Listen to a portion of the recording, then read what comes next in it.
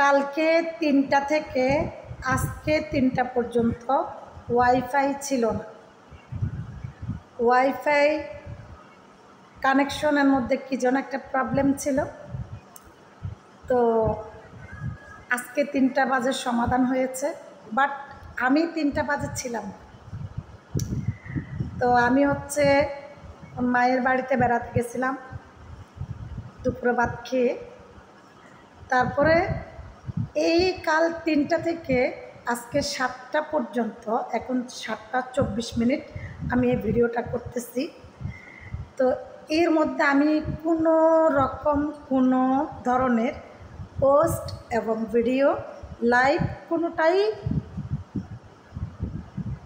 করতে পারিনি। তো এই মুহূর্তে এই ভিডিওতে বসছি। সবাই কেমন আছেন? যাই হোক, আসসালামু আলাইকুম।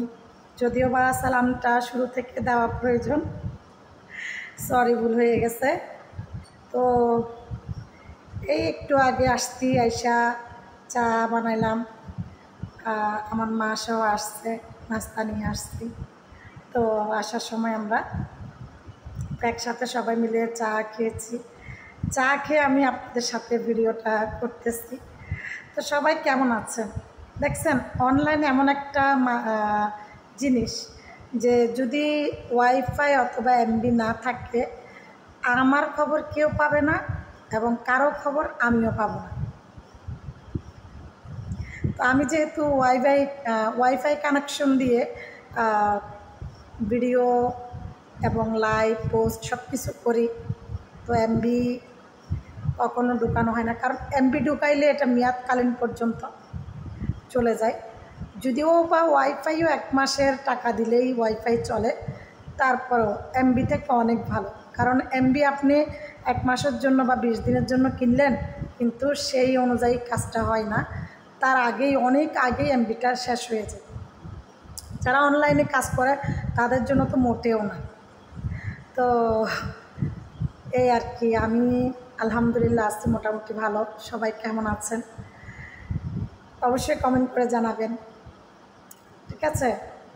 তো ইনশাল্লাহ লাইভেও আসবো। তো আজকের ব্লগ এটাই, আজকে আর কোনো ব্লগ দিলাম না।